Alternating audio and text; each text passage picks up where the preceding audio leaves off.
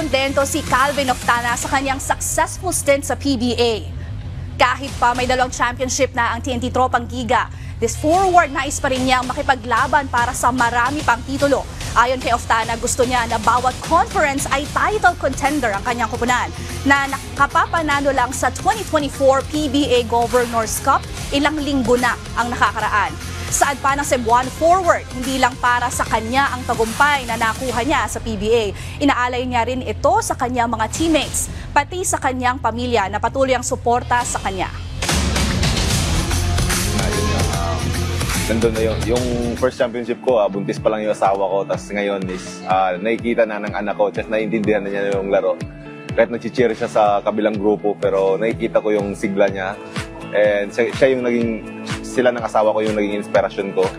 And syempre, sweeter siya kasi ang daming hirap na pinagdaanan ng team. So parang yun yung naging maganda dun. I don't think naman about it eh. I'm just doing ano yung mga itutulong ko sa team. And syempre, kasi yun din binabayaran sa akin eh. Syempre maglaro, di ba? Maglaro ng maganda para manalo syempre at para sa management. And besides doon, syempre sa family ko. Merong times na syempre yung mga outcomes ng laro na na-frustrate ka, hindi naman mawawala as a player yun. Pero as a professional player, you need to overcome those things eh. Lalo na yung sa mga fans na sobrang diehard nila sa kabila is I think 1-8 lang yun sa atin. Pero I've been tough on that na talagang in-overcome ko yun. And having my family in my back, my teammates, my coaches. So syempre yung mga katropa natin, talagang porsigido kaming manalo that time.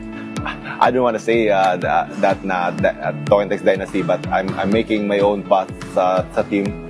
I'm making my own history sa team. I'm making my own road. Talagang every moment na nandun ako, I'm giving my all 100%.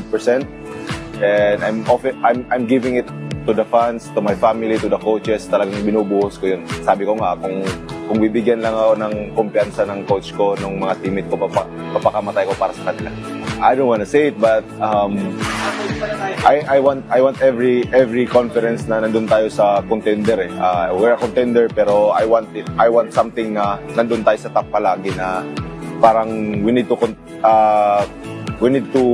compete sa title every conference. Gusto ko yung mga ganung bagay kasi hindi lang nakakatulong sa biodata ko, pero nakakatulong din sa family ko.